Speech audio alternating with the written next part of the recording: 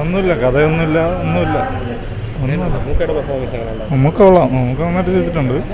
പക്ഷെ മമ്മൂട്ടിക്ക് റോളുണ്ടെങ്കിലും കഥയൊന്നും ഒരു നായകനും പോരാ. ആ, അവനങ്ങോട്ട് പോറും. അത്ര നന്നായില്ല. പക്ഷേ ആക്ഷനൊക്കെ സൂപ്പറാണ്. മമ്മൂട്ടി ആദ്യ അവസാനം നന്നായിട്ട് പുള്ളിയുടെ റോള് ഭംഗിയാക്കിയിട്ടുണ്ട്. പിന്നെ എന്താ പറയുക, സ്റ്റോറി ലൈൻ ഇല്ല. അതിൻ്റെ പ്രധാന പ്രശ്നം അതാണ്, വെടിവെപ്പ്. ആദ്യ അവസാനം വെടിവെപ്പ്. ആക്ഷനാണ് ഫുള്ള്. പിന്നെ ഡബ്ബിങ് ഇടയ്ക്ക് വെച്ച് നമുക്കൊന്ന് ഇഷ്ടപ്പെടാതിരിക്കും, കണ്ടുകൊണ്ടിരിക്കാം. ഫുൾ ആക്ഷനാണ്, അല്ലാതെ പ്രത്യേകിച്ച് നമുക്ക് എക്സൈറ്റ്മെൻ്റ് ഒന്നുമില്ല. മമ്മൂട്ടി കുറച്ച് വെറൈറ്റി പിടിച്ചിട്ടുണ്ട്. പിന്നെ ഗസ്റ്റ് റോളല്ല മമ്മൂട്ടിക്ക് കുറച്ചുണ്ട് എന്ന് പറഞ്ഞാൽ മമ്മൂട്ടിയും അതേപോലെ അഖിലക്കിനിയും അത്യാവശ്യം രണ്ടുപേർക്കും സ്ക്രീൻ പ്രസൻസ് ഉണ്ട്. പിന്നെ വേറെ ഒന്നുമില്ല, ഇടയ്ക്ക് വെച്ചൊരു ലാഗ് ഫീൽ ചെയ്യുമെങ്കിലും പിന്നെ അത് അങ്ങോട്ട് എൻഗേജിങ് ആവും. പോരാ, കൊള്ളത്തില്ല. കാരണം എന്ന് വെച്ചാൽ യൂഷ്വലി നമ്മൾ കണ്ടിട്ടുള്ള അതേ സ്റ്റോറീസ് തന്നെയാണ്. അതിനെടുത്തിട്ട് വീണ്ടും ഒരു പുതിയൊരു രീതിയിലൊന്ന് ഇത് ചെയ്തേക്കുന്നേ ഉള്ളൂ. യൂഷ്വൽ സ്റ്റോറിയാണ് നമ്മൾ കണ്ടത്. മാത്രമല്ല ഓവർ എന്ന് വെച്ചാൽ നമുക്കൊന്ന് ഡൈജസ്റ്റ് ചെയ്യാൻ പറ്റാത്ത രീതിയിലാണ് ഓരോ സീൻസും ചിലതൊക്കെ എടുത്തു വെച്ചേക്കുന്നത്. തനി തെലുങ്കോള.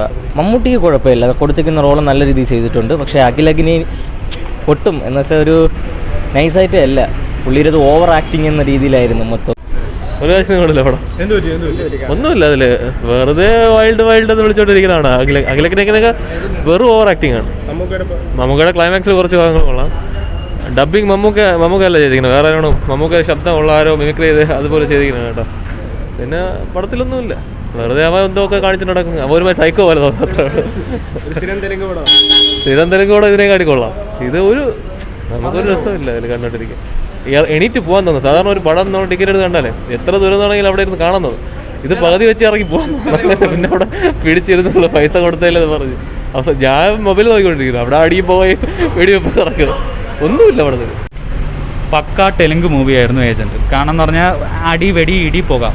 പിന്നെ ഇതിൻ്റെ അകത്ത് നമുക്കറിയാം മമ്മൂക്ക, പിന്നെ അഖിൽ അക്കീനി എന്ന് പറഞ്ഞ ഒരു നടനാണ്. പുള്ളിക്കാരൻ്റെ മൂവീസെല്ലാം ഞാൻ മുമ്പ് കണ്ടിട്ടുണ്ട്, അതൊക്കെ സൂപ്പറായിരുന്നു. പക്ഷേ ഇതിൽ പെർഫോം ചെയ്തിട്ടുണ്ട്, പക്ഷേ ഒരു ഇളക്കം പിടിച്ചൊരു ക്യാരക്ടറായിട്ടാണ് തോന്നിയത്. പിന്നെ മമ്മൂക്ക ഒരു നോർമൽ ആ ഒരു ക്യാരക്ടർ ഇത് ചെയ്യാൻ വേണ്ടായിരുന്നു, വേണ്ട താല്പര്യമില്ല ചെയ്ത പോലെ തോന്നി എനിക്ക്.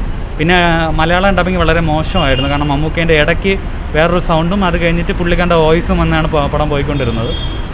പിന്നെ അതുപോലെ തന്നെ ഇതിൽ സത്യം പറഞ്ഞാൽ ഒരു തീവ്രവാദം, ഒരു നെഗറ്റീവ് പോസിറ്റീവ് അവർ തമ്മിലുള്ള ഇത്. പിന്നെ ഇതിൽ എടുത്തു പറയുന്നത് മമ്മൂക്കൊരു റോ ഏജൻറ്റാണ്. ആ ഏജൻ്റ് ആവാൻ നടക്കുന്ന ഒരു നായകനും അതിൻ്റെ ഇടയിലുള്ള ഒരു റൊമാൻസ്, അങ്ങനെ ഇങ്ങനെ കുറച്ച് ഒന്ന് കാണുമ്പോൾ ഒരു പാട്ട്, മറ്റേ കാണുമ്പോൾ ഒരു പാട്ട്, അങ്ങനെയെല്ലാം പോയി ഒരു എന്താ പറയുക, ഒരു കുറച്ച് ടൈം ഭയങ്കര ബോറായിരുന്നു.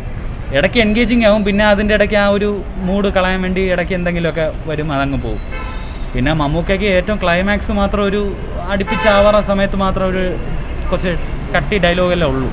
അതുവരെ നോർമൽ ഒരു ഏജൻറ്റിൻ്റെ ആയിട്ടുള്ള സംസാരങ്ങൾ അത്ര ഇതായിട്ട് മാത്രം പോകുന്ന ഒരു രീതിയാണ്. കാരണം മമ്മൂക്ക ഇത് ചെയ്യാൻ പാടില്ലായിരുന്നു എന്നാണ് എൻ്റെ ഒരു അഭിപ്രായം. കാരണം എന്ന് പറഞ്ഞാൽ ഇത് സത്യം പറഞ്ഞാൽ നമ്മളെ കാപ്പാനിൽ ലാലേട്ടൻ വന്ന പോലെ ഇതിൽ ഏജൻറ്റിൽ മമ്മൂക്ക വന്നു അഖിലൊക്കെ എനിക്ക് വേണ്ടി. യഥാർത്ഥത്തിൽ അവന് വേണ്ടിയാണ് ബൂസ്റ്റപ്പ് ചെയ്യുന്ന മൂവി. സത്യം പറഞ്ഞാൽ അതിൻ്റെ അകത്തൊരു മമ്മൂക്കൊരു സ്ഥാനം വന്നെന്ന് മാത്രമേ ഉള്ളൂ. പക്ഷേ മമ്മൂക്ക വന്നെന്ന് അറിഞ്ഞപ്പോൾ ഒരു വിചാരിച്ച് കാണുമെന്ന് പറഞ്ഞാൽ എല്ലാ പുള്ളിക്കാരും സെലക്റ്റീവാണ്. അന്യഭാഷയെ പോയാലും അത്യാവശ്യം ക്വാളിറ്റിയുള്ള പടങ്ങളെ ചെയ്യാറുള്ളൂ. പക്ഷേ ഇത് എന്തിനു സെലക്ട് ചെയ്തു എന്ന് എനിക്കറിയത്തില്ല. ഞാൻ ട്രെയിലറെല്ലാം കണ്ട് ചെറിയ പ്രതീക്ഷയൊക്കെയാണ് വന്നത്. പിന്നെ മലയാളം ഡബ്ബ് കാണാതിരിക്കുന്നതാണ് ഏറ്റവും നല്ലത്. അഥവാ ഇങ്ങനത്തെ പടങ്ങൾ താല്പര്യമുള്ളെങ്കിൽ തെലുങ്ക് ഡബ്ബ് പോയി കാണുന്നതാണ് ഏറ്റവും നല്ലത്.